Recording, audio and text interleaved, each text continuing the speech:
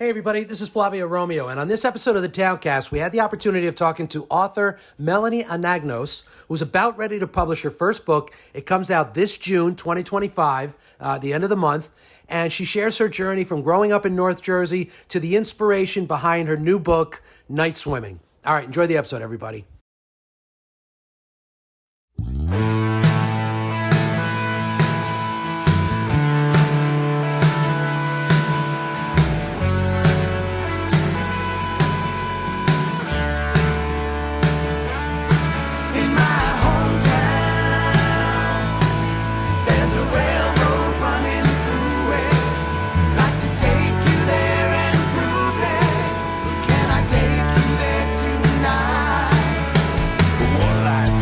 All right, everybody, so here we are. We're at the Fairlawn Diner now. For those of you, I know a lot of you guys have watched this and listened to this.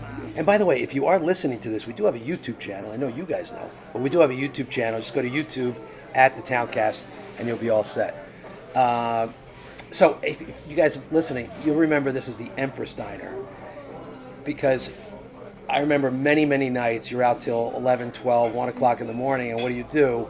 You go to the Empress Diner because they were open 24 hours a day, and you have breakfast, right? So, but it's now the Fairlawn Diner. It's the same owners that bought the Triangle Diner in Hawthorne and turned it into the Hawthorne Diner, also now own the Fairlawn Diner. But that's not why. They have a great menu, they have some great food, but that's not why we're here. We're here to talk to Melanie Anagnos. Did I say that right? You did. Melanie Anagnos. Melanie Anagnos this is her debut novel.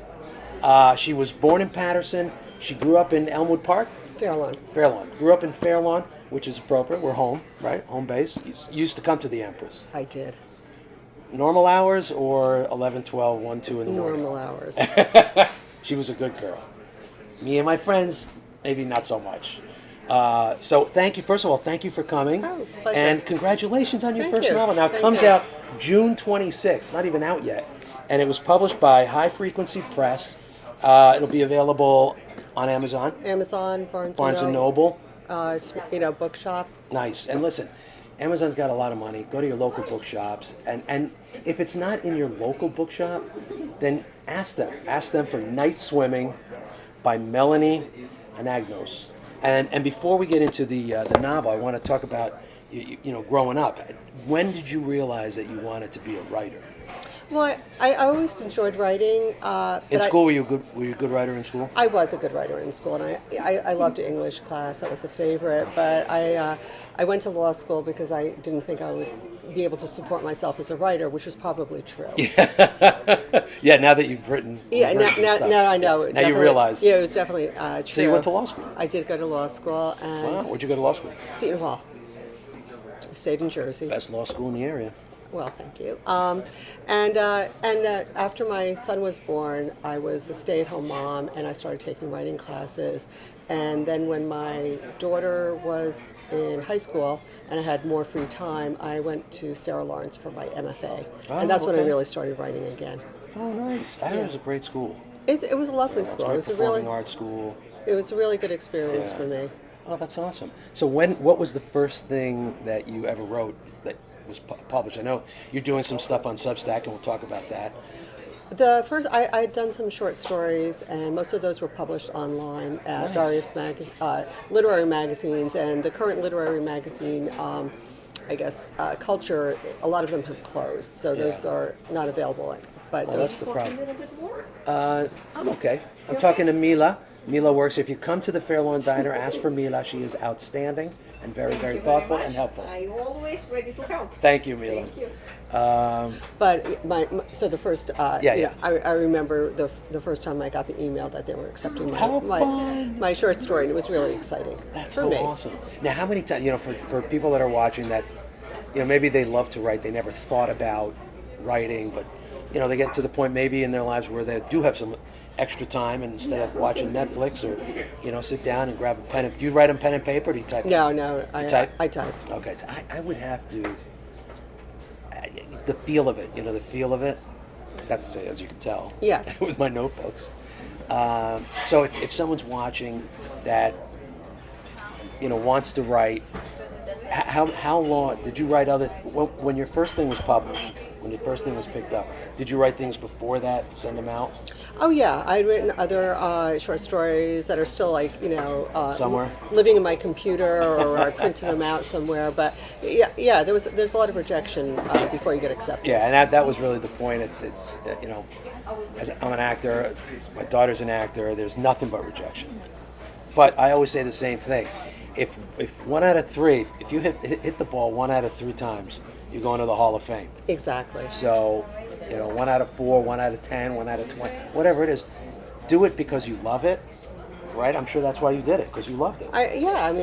You want to share your work with someone. You want somebody to be able to read it and say, oh yeah, that means something to me. Yeah. But at the same time, you want to not edit yourself for other people. So that, it's kind of a balance. Yeah. Did you pass out stuff to your friends and family? Never. Never? Never. Really? My husband, I shouldn't say this, my husband is in the middle of reading this now. Oh. My daughter and my son have read it, but my husband So what did they say? Your daughter and your son? They liked it. Yeah. It's great. I didn't get a chance to finish it yet, but it's a very easy read. And what I love about it is the cities that you're familiar with, especially if you're from this area. It's Patterson, Clifton, the areas that you mentioned, they almost become characters in the book. Was that intentional? It was. I mean, that's something that I am drawn to in writing is when you're taken into a location, because I think that writing, when you pick up a book, it should be some sort of escapism. Yeah. So you're taken someplace else. Yeah, and you're painting the picture of what it looks like, what it smells like. Yeah. That's funny that you say that. I have no sense of smell, but I'm very, very aware that it's important in writing. So I'm always putting in, scents in my Even my though writing. you have no sense of smell? I have no sense of smell. So you can't tell I had garlic for lunch? Not at all. Yes, I was worried about 2 pieces of gum. Right. No, you're good. You're good. Had I known ahead of time, I would have Yes. saved the gum. I did love that about the book, especially, people from other parts of the country that don't know these areas. To them, it's just the name of a town, like any town. But when you're from this area, to read it and to kind of picture where it is, and it was cool. It was very cool. There were certain things that I changed because you just can't be so true to the location. Yeah. And there were certain things that I wanted to make up if I wanted a particular restaurant in a particular place, and it wasn't there. So it's mostly true to the location, but not 100%. All right, so let's talk about it because it's written by Melanie Anagnos, but it is a Jamie Palmieri mystery. Right. So let's talk about Night Swim. What inspired you to write this novel? So I have my MFA, and I tended to write more literary pieces, and I'd been working on a novel for a really long time that just wasn't coming together for me. And one of the side characters was Jamie Palmieri.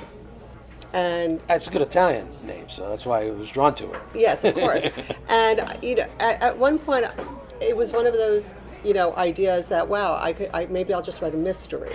And then the next thought was that, that's such a bad idea. I don't know anything about it. I read some mysteries, but it wasn't a main genre for me. Okay. And police procedurals are very specific. But I decided that was what I wanted to do. And Did you do that because you wanted to challenge yourself, or? yeah, I did. This is paraphrasing, but David Bowie has this quote that in order to be, to get to the really creative part of you, you have to go out into the water where your feet don't touch. You have to be uncomfortable. If you're in your comfort zone, you're really not creating. Yeah. And that always resonated with me, and I wanted to do something challenging. And it wasn't conscious, I wasn't aware of it, but I think I wanted to do something different. Yeah, that's interesting. Yeah, I mean, that's true no matter what you do. If you're just going to be complacent in your job, you're in the shallow end and you're not going to take risks, take chances, you're not really going to grow. Right. Yeah. So that's good.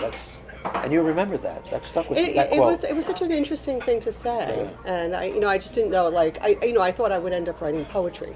I thought that would be where I would Did push you it. I like reading poetry. I don't write poetry, so I thought, maybe one day I'll do that. But I ended up writing a mystery, and it was it was a great experience. That's awesome. And now, how many writes and rewrites did you have to go through personally before you showed it to anybody? Well, I work with an editor. I had met through a writing conference the people who put together High Frequency Press. So they Oh, had okay. contacted me early on because they'd seen, early drafts, and they wanted to know if I wanted to publish with them. So I shared with them an early draft. Oh, nice. And are they? This is, if you guys aren't interested, I apologize. I'm really interested in the process because I've had some people that, self-published, and you send it out, and nobody wants it, so you self-publish it, self-promote it. We've had some people on the podcast. So when someone like a High Frequency Press says, okay, we're interested, send us a draft.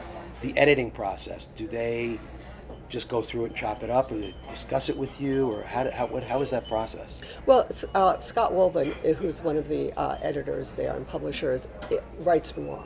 So he writes crime. So it was great. So we would just talk crime, and so we would have conversations about the book and More where like it was going. brainstorming, Right. not specific nitpicky things. Right, and then I would submit it to them, and they were really very respectful of what I was creating, so they weren't tearing it apart. And how many drafts did you have to go through? Do you remember? I did a lot of editing on my own before I sent it to them, back and forth, a handful of times. Yeah. And when was the day you started it? Oh, that was, I don't remember sitting down and, it was a dark and stormy night, Right. my first lines. And then you sit there and you're yeah. staring at it. It's like, now what? I would say about 2.5 years ago. 2.5 years ago. See, again, I think I like to say that people don't fail, they just quit before they succeed. That's So interesting. there are times that you'll sit there, like for 2.5 years, people, especially nowadays with the internet and social media, everybody wants things fast. They get all their news, in a little tweet. So there's not a lot of patience. People don't have patience to sit there and write, and they get writer's block, and then they forget where it's going. They don't know where it's going. So I appreciate that for 2.5 years you slaved over this to finally get it to where you wanted it to be. Did you have writer's block at all during that time? No. Ideas were coming through your head. This is the other thing that fascinates me is obviously this is a complete book, start to finish. It's got the arc, it's got all the but you don't. When you're thinking of it, it's not all in your head. Like the whole story is not in your head, is it? No. Like you're discovering things as you're typing, which I find that fascinating. It's kind of like when we do a podcast, the same thing. I don't know where it's going to go. Someone may say something that's like, oh, okay, that's interesting. Let's go down that rabbit hole. And writing a novel like this is kind of the same thing. You're discovering things as you go along, right? As you're typing and you're learning more about the character and how he relates to this character and how he relates to that character. I find that fascinating. It is. I mean, I think Ann Patchett, who's a novelist, talks about she calls it the loam. What's in your head. Like you don't know what's up there. Like why you would decide to make your second grade teacher like a character in the book, or somebody that Right. like you just pull these people out of like your like your past experiences. Yeah. Do you have any of those in here? That you can talk about? Not that you can not that I can remember. Well, but I'm sure I did. Are your husband or your kids in here? No, and I'm not. Characters based on. Yeah. Loosely based on them? No, and what was really exciting for me is to write a male protagonist, and because I've never done that. Well, I did it in one short story, but other than that, I've had male characters, but to have a male protagonist. So you really did challenge yourself in a lot of different areas. Yeah. I mean, just getting into a mystery novel that you've never written mystery before. No. You do have this. There's a website called Substack.com, and I know you have a bunch of articles on there as well. Yes, essays. And that's kind of that platform. Is if you have an essay, you can you submit it to Substack, right? Well, you create your own Substack, so it's like you're making your own magazine, and they have a platform. Oh, okay. So I got so I'm going to say it's like similar to Facebook or so Instagram. they can if people want to find your articles, they just go to Substack.com and type your name in. Yes, Can it's they do under my Substack name is called Cherchez la Femme, because that was always I'm gonna have to write that one down. What is it? Cherchez la Femme. That's the French for. How do you spell it? Oh, I'll have to. It's CherChez Okay. LA, and femme is FEMME. FEMME. Oh. It's French. Like it's femme Fatale, yeah. It was basically, that's the French term. In any mystery, they always say, look for the woman, because the woman's the troublemaker. So that, that was. That's why we married them. Yeah, well, yes. But that was, so it was sort of like an intersection of the fact that I was writing about somewhat feminist issues, but also mystery. Okay. So it seemed to hit both of those themes. That's awesome. I'll put it under here so you get it if you're watching. And again, if you're not watching, go watch. But I'll put your name under Cherchez la Femme. Yes. Okay. So you could read some of our articles on Substack as well. And now that you have this done, well, let's talk a little bit about the book. Tell me the plot. If you had an elevator pitch of the book, how would you describe it? My elevator pitch is it's a classic police procedural set against the 1970s. Yeah, and then a lot happened during the 1970s. Yes, I mean, it was a really, a lot of turmoil. Son of Sam. Yeah, Son of Sam. Yeah, you had some... And I don't really write about Hurricane Carter because I feel like that is a subject that's been much, covered in the media. But, when you... What year did that happen? That was in the 60s. It was in the 60s, right? But his case came, it was ongoing. Right, so right. Like in the 70s, that was when you had, I think the Bob Dylan song came out. Yeah. And because the case was back and forth in state court and federal court. So, in the 70s, there was that tension in the Patterson community with the police because of the case. Yeah. So I touch on that very lightly. Yeah. I know. I noticed you didn't dwell there. No, I don't think you can't, because then you'd end up writing that story, and that story's been written. And I have to imagine, because I've never written anything.